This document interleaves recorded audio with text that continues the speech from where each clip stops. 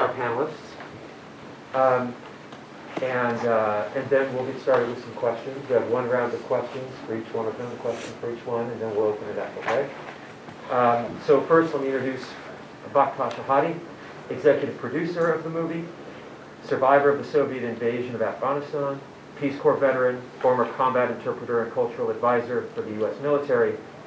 And Baktash is a tireless storyteller and advocate for conflict refugees and underrepresented communities. And we'll talk more about your latest work. Introduce at the end, Tom Kaza, a Green Beret combat veteran and executive director of NMRG Rescue project. Tom strives to ensure that the U.S. government honors the promises made to members of the National Mine Reduction Group, the Afghans who volunteered to undertake the most dangerous job in Afghanistan, clearing IEDs for Green Berets. Taras Tarim. Taras is the Chief of Staff of Operation Allies Welcome, the operation which was responsible for evacuating and resettling close to 90,000 Afghan allies following the fall of Kabul in August of 2021. Prior to his service in the government, he was the Washington, D.C. director of the Muslim Public Affairs Council. I would like to recognize we have some people who work in the community in the group. I'll talk about them in a second. He has produced multiple policy papers focusing on issues including national security, civil rights and civil liberties, religious freedom, immigration, and civic engagement. He's appeared on news television programs for CNN, BBC, Fox News, MSNBC. And he's a Rothschild Cambridge Fellow, USC Georgetown AMCLI Fellow, and a University of Virginia Sorensen Fellow, and an author, and we'll hear a great deal more about that. And finally, Michael Kaufman, who is a senior staff attorney with the ACLU of Southern California. Michael specializes in immigration and asylum law and has litigated cases on behalf of unjustly incarcerated immigrants in front of the Supreme Court. Before we get started, I just wanted to recognize two people who are in the audience. One of them is Salam Al-Mariadi, who's president of Muslim Public Affairs Council, also nicely professor in our department, teaching a class on Iraq and Afghanistan wars over the last 20 years, and previously worked with Harris. Who's my boss? Who's your boss? There you go. And I believe Sarah from Mary's List is here. Yes. There you are. Hi, Sarah. Thank you for being here. Mary's List works directly with some of the resettled people who are here. And I know there are other people from other organizations, and we'd like to hear from you and talk to you at the end. Okay? So I'll start with the first question for Baktash. And we'll try to keep them to like 5 or so minutes, and so we get about half an hour of conversation here. So first, can you talk about your background a little bit and how you ended up on this project? I've got a couple of questions for you afterwards, but can you just say how you got involved here? Sure. Okay. Well, first and foremost, thank you so much for having me here. Thank you so much for offering the film. Yes, I'm delighted to be here.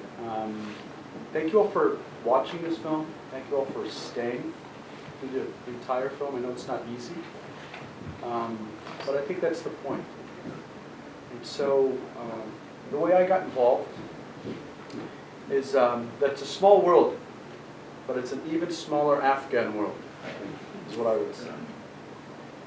So I decided to serve in Afghanistan for 3 years as a combat interpreter. I was embedded with the Marines in southern and western Afghanistan. I got to see what war did to people. I got to see what war did to me. And so I came back after that experience, and I wanted to figure out what war did to the human condition. And so I got deeply interested in storytelling, because there's no greater way, I believe, to connect with others than through story. And through my language skills, I was able to work on a film called Frame by Frame, which is about photojournalism in Afghanistan. And I saw the power of film as I traveled across the country and watched, not the film, but I watched the audience's reaction to the film. At that point, I wanted to be a diplomat for the United States government, and I changed course. I decided to throw myself in films and teaching. And so for the last 5-6 years, I've been involved in filmmaking.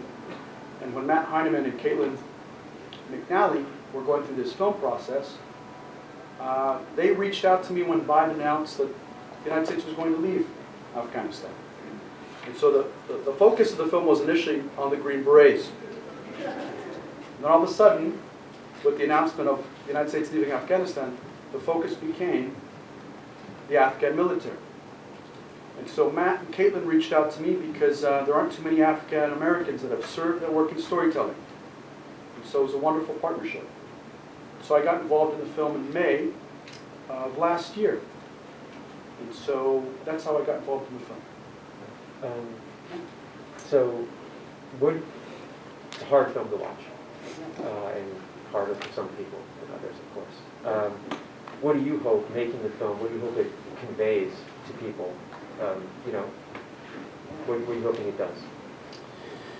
Yeah, so it's always really interesting making a film and offering it to the world. You never know what it elicits of people. So that's up to you to kind of interpret, but the one thing that I think would be, a few things that I think would be useful, that I think the film offers value in, is a few things. First and foremost,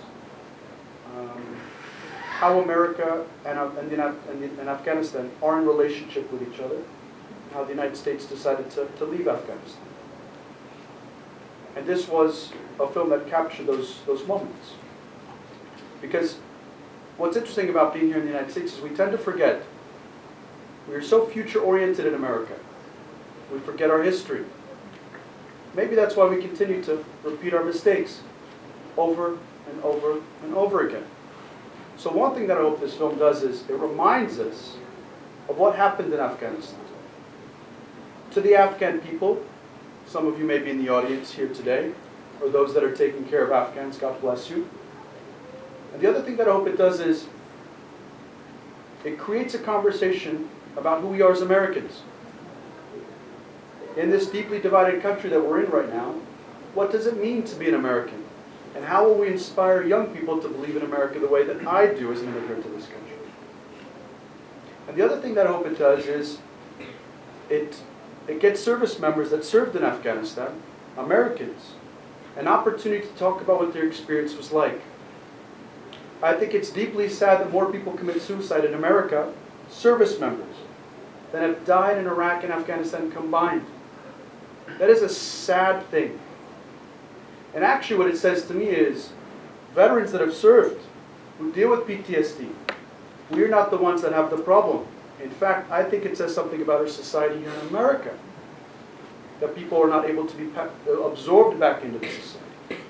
So these are some of the things that I hope this film elicits from all of you in terms of having a conversation of understanding. Thank you. So with that, maybe we'll go to Tom. And I'll just get you started, Tom. So last year, and you can tell the story, you were barely no longer active duty when you started this organization. And I wondered maybe you could talk about why you felt compelled to start the organization, and then maybe you could talk about the work you're doing. Well, actually, to correct you, I was on active duty when I started. Yeah, so August 23rd of last year, I left active duty, switched to the National Guard, which, I mean, part-time Green Beret is not really the same thing as an active duty Green Beret, but, it's a digression for another time. So, yeah, I started as a Special Forces soldier. One day I was in the Army, one day I wasn't, but for me, nothing really changed. It's just, here we are 15 months later, and it's just, Groundhog Day after day after day after day. But what makes our organization different and what got me involved initially is that these are my guys. Like, it's not like these aren't guys in Somalia or Yemen who I've never met or whatever crisis zone you want to insert. These are like my people. Guys I manage directly. Guys in the film are people who my deputy director managed personally. One of our former interpreters. I got a teammate here from our Afghanistan tour in the back, Chachi, the gray-haired guy. One of our, Gary, our interpreter, is in that film. Several Special Forces people who I recognize from 10th group there. It's a very personal thing. There's no division there. We're no median. It's a very personal thing. It's being a 2022. There's no escaping from me. I was kind of in a position where the fact that I was departing the military at that time, I had the freedom and the availability, I guess you could say, to actually do something about it. I was applying to med school. I'm no longer applying to med. Well, I'm still applying, but I'm not going to med school any longer because of this. So it's a very, very personal to me. Yeah. So yeah, you want to just briefly talk about the precise work that the organization you started does, and then maybe you can say, I think why you felt you had to do it, what was going on. Well, first off, I'll start with the acronym first, because I apologize for the military acronyms. Are not, they're not for the average person. But NMRG stands for the National Mine Reduction Group. So if you're looking in the first, probably 15, 20 minutes in the film, those guys with AK-47s, when the guy said, the Green Berets talk about, you don't kill everyone. He was talking to NMRG there. The breakup scene, when the Americans saying they're leaving, and the little party with the bird and all that stuff after. Those are our guys. Like I said, my deputy director's people, quite literally, who are now to come Washington, unfortunately.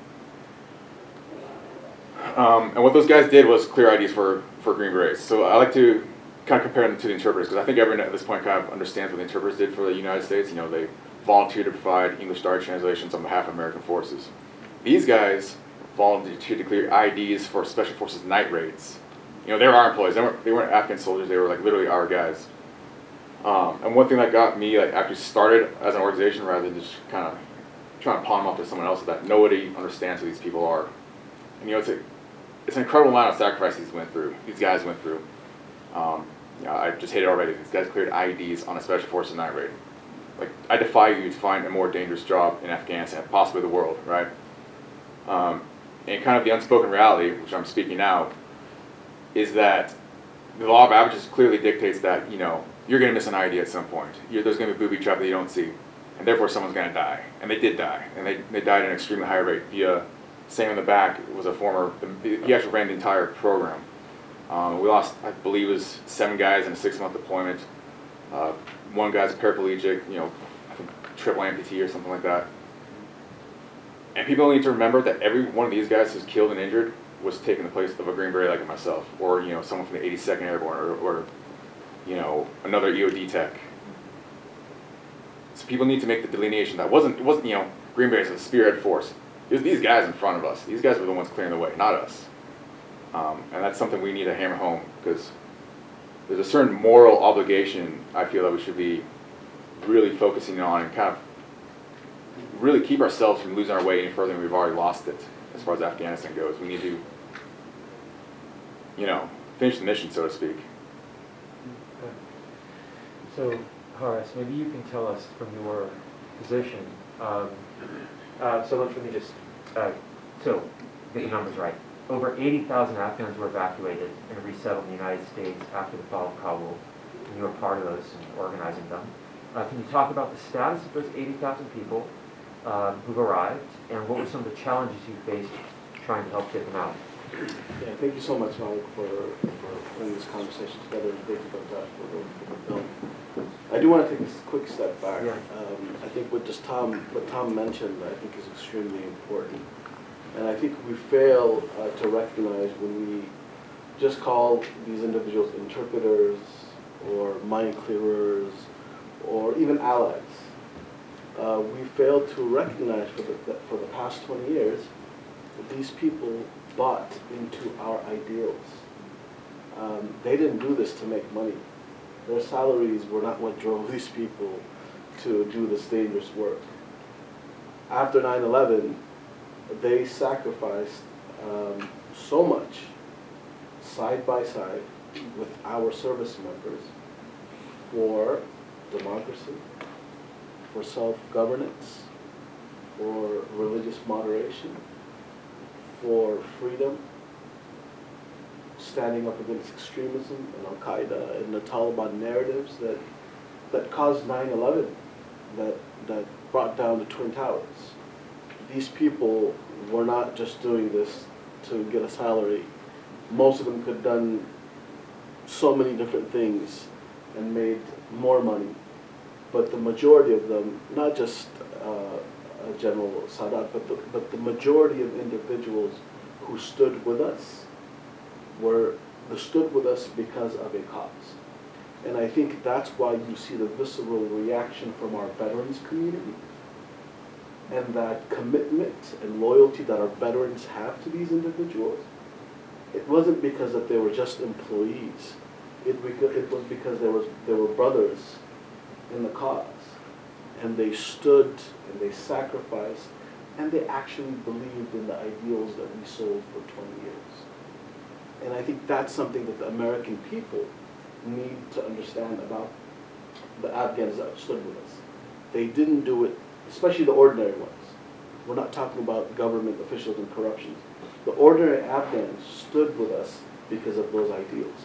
And so I think that's something to understand in the backdrop, and what makes, and why, and if you understand that, you understand why Sadat believes what he believes, and the people around him believe what they believe. And it was quite vivid, how you ended the movie, or the film, with the head of the Vice and Virtue Minister of the Taliban. That message is what they sold their side for 20 years. And so I think that makes that contrast of what ordinary Afghans have felt over the past 20 years. So I think that's important to think about. The past year, once Kabul fell in 2021, I think there was this sense amongst our veterans community, our government and others, that we need to try to get as many people out as possible who served with us. Their lives were in danger. Many who had been approved SIV, special immigrant visas, over the past 10 years, that applied for these visas, they wanted to be resettled, their lives were in danger. They would get calls from the Taliban in the middle of the night that, if you don't stop working with Americans, we're going to come after you, we're going to come after your family, we're going to come after your siblings. And so these are the type of people that we decided to bring over. It wasn't just random people. I think that's also important for people to understand. But once, of course, Kabul fell, our ability to bring people out was limited. We had to close our embassy. We had to evacuate, as you saw, all of our equipment. We had to evacuate Americans. We had 20,000 contractors who were supporting the American mission and the Afghan mission in Afghanistan. We had to bring those people out. And so it was really difficult. But what happened was that we saw a convergence on the airport. And people came in numbers that we were not expecting. And I don't think people really expected the fall of the government so quickly. So I think the past year also showed the best of the U.S. government and coming together, a U.S. civil society. We were able to evacuate close to, over 100,000 people were evacuated. Close to 80,000 have been resettled in the U.S. But these individuals have a lot of challenges now. We have never done this in our history. Evacuated so many people in such short time. The average refugee resettlement process in the U.S. takes anywhere from 12 to 18 months. A refugee will apply for asylum or for the application. They go through a whole process. They go through cultural integration classes. They go through this whole process. These individuals were evacuated mostly overnight to Doha. And when I was in Doha, I arrived in Doha, and I would see them coming off the planes, and we would welcome them off the planes. And you could see that they left with just the clothes on their back. Some of them had sacks, maybe, some luggage. But what they could gather, for in a few hours, they left everything else behind. All, their life, their homes, their dreams, past 20 years of hard work that they had invested in building, a semi-functional society. And so, number one was that trauma of living overnight. I was a refugee as a child. We left at the same time. Baktash, we left when the Soviets were in Afghanistan. Those images were very, very familiar to me. The crowds and getting through guards. I remember that as a child. So the traumatic experience of having to be uplifted from one place to another overnight, that's going to impact these individuals for a long time. Number two, they still don't have full legal status. They feel like they're in limbo. We paroled close to 80,000 people in. That means we gave them a 2-year ability to come into this country, and then they would have to adjust their immigration status. Either apply for asylum, or if they're SIVs, apply for the SIV process. But many of them are still in limbo. The legal process, the immigration process in our country. complicated, difficult, challenging for those of us who know how to navigate the process. These individuals have language access issues. They, basic things like housing. In California, we know the housing crisis. Imagine coming to a place like Sacramento or Southern California, or even Omaha, Nebraska. I was in Omaha, Nebraska 2 weeks ago, meeting with a group of these individuals. Housing is a challenge even in Omaha, Nebraska. So finding suitable housing, I've had so many complaints from, we've met about 6,000 arrivals. Many of them can't even afford a car to go to work. So they were able to find employment, but they can't find the transportation to go to work. I met a gentleman in Orange County recently who takes 3 buses to his job. And so these are some of the challenges that they're going through still beyond that initial trauma. And then the biggest thing is the instability and insecurity of their families back in Afghanistan. So the number one thing that we'll get asked, when can I bring my mom? When can I bring my wife, my husband? Families that have immediate families that have been separated. And you saw in the airport, the HKA airport, families were separated. Children from their parents, husbands from their wives. So it's a complicated situation. So let's maybe get some technical definitions and some categories. Maybe you can help us with this. So SIV, and one of the things, the SIV, those visas, special immigration visas, what they are, but also maybe you can help us understand.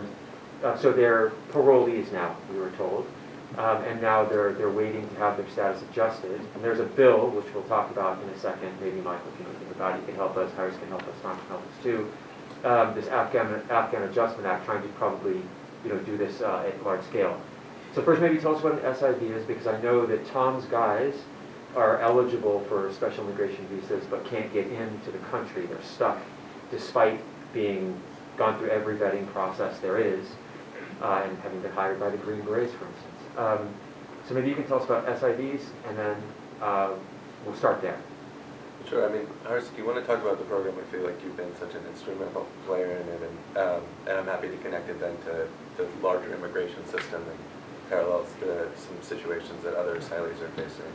Sure. So just to kind of give some basic background, the SIV program, the Special Immigrant Visa Program, it was a program that Congress actually initiated in the early 2000s for both Iraqis and Afghans. Those who had worked and supported the mission of the United States in Iraq and Afghanistan, and those who felt like their life was in danger or their families' lives were in danger. Congress allowed that program. It gave a certain number and limit, and so both Iraqis and Afghans have used that program actually quite successfully throughout. Since 2010, we've had so many Afghans and Iraqis who've supported the mission, our mission in both countries, and so. But like I said, that process takes a while. It's sometimes it's a 2 to 3 year process, and since we did have an embassy in Afghanistan, we have an embassy in Iraq. Someone who feels that they are eligible for that program, they'd apply, and then go through that process. They'd get head of mission acceptance, so they'd go through an interview, security checks, background checks, health checks. It's a whole process. I mean, they are vetted through and through. And so when people say, these people are not vetted, they're more vetted than all of us in this room. So my guys had polygraphs. Exactly. So they go through intense security vetting, and so once that process is done, then they are transferred through IOM, the International Organization for Migration, and so IOM will help them resettle, and they go through one of the 9 resettlement agencies in the United States, and they're resettled in whether it's Omaha or Sacramento or Los Angeles.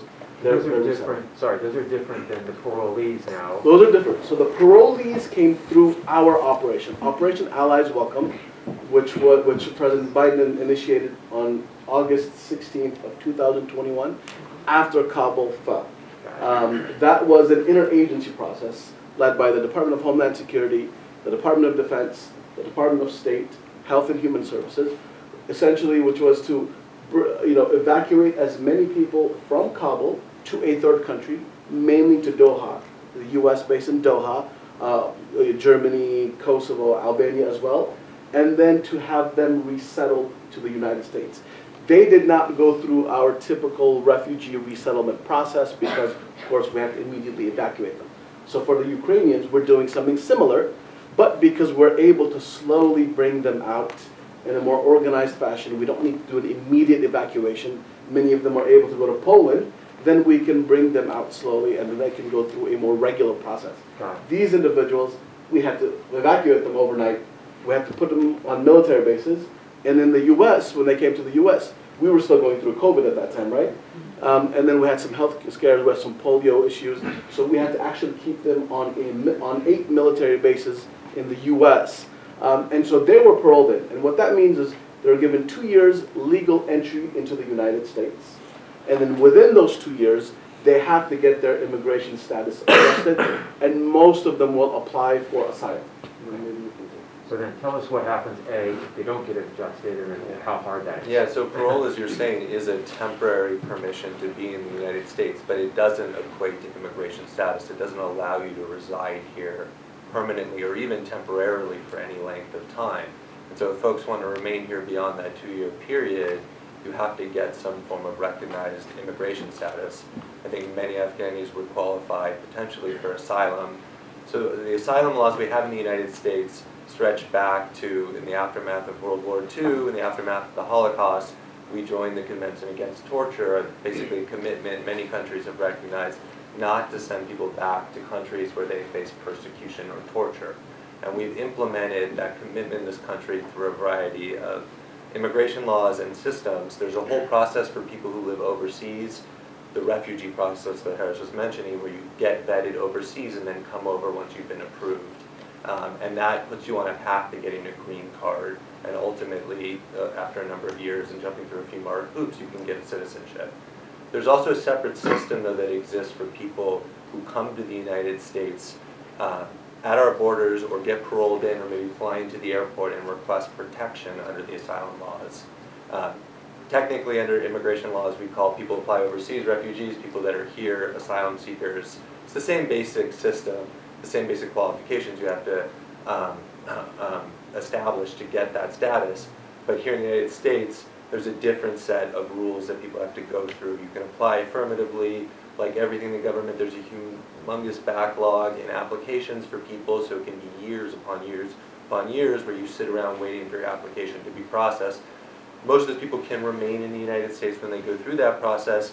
You may be able to get work authorization while you do that so you can work and support your family, but you're still left in limbo while you do that until you get a final decision on that application, and then hopefully if it's approved, put you on that path to permanent residency and citizenship. Okay. So just a real quick question for Tom. The guys, the NMRG guys, they're eligible or have SIV visas? So they are completely eligible. They don't have them. If they had them, they'd be here. Okay. So SIV, the key distinction with the SIV versus the other visa programs, the P1, P2 program, is that they work directly for the United States. That's why I emphasized earlier, these guys work for us. They don't work for Afghanistan. They don't work for Gyro or any of those guys. I don't think I would pay them. To the end about the SIV program, so my job is to play nice. I'm not the government guy. I'm the narrative dude. I'm going to tell the story. I couldn't tell you how many SIV applications I've had kicked back because date is wrong, or they don't have a human resources letter. I was a human resources guy. I'm a sniper, demolitions guy.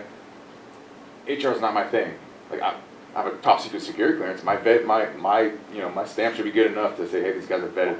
On top of this stuff, they've already went through, their exploited cell phones, getting up their entire, social network, polygraphs on an annual basis, mind you.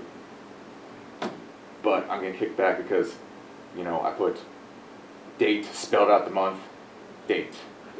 Not, Right. Very literally. I promise you, I've sent this at the, National Visa Center, all these things. It is a very imprecise system, to put it politically correct. So while that's backlogged, as we heard, and then also there's difficulties just getting the paperwork done and accepted, you guys are paying for them to be in safe houses while they're being hunted by the Taliban, as I understand it. Mm-hmm. Yeah, okay, so got that going on. So that's the SIV. So what happens, Michael, when like why is the Afghan Adjustment Act necessary? Right, so these guys they don't need the Afghan Adjustment Act necessarily unless the SIVs are You in need an here. expansion of the Okay. AAA, Okay. because the AAA as it stands right now, the Afghan Adjustment Act, I know the latest edition hasn't been finalized yet, but previous iterations have been focused about guys here, which is great, but we need to actually get, guys over there, the guys who've done, people talk about service, right? Like, thank you for your service, which you hear all the time, being a veteran. Cool, but like, Bostan, my NMRG team leader, guy started working with us in, the fall of 2002. We pulled him out of Afghanistan August 31st of 2022. This guy started, working as a security guard for Special Forces. 8 years later, he's clearing mine for Special Forces. He's done everything he can. Like in terms of service, like the guy's done like, you do the math, probably like 30 deployments to like mine 2, like 1 in Iraq, 1 in Afghanistan. Like, come on, So if we expanding the Afghan Adjustment Act, you can call for that. In the meantime, what happens, Michael, like if they don't get done in time, if the 2-year mark hits? Well, exactly, those people are in limbo, and as I understand it, the Act will expedite their ability to apply and get approved so that they don't have to stay worrying each day at what's going to happen to them at the expiration of those 2 years. And some people may be eligible for asylum, but asylum law is complicated.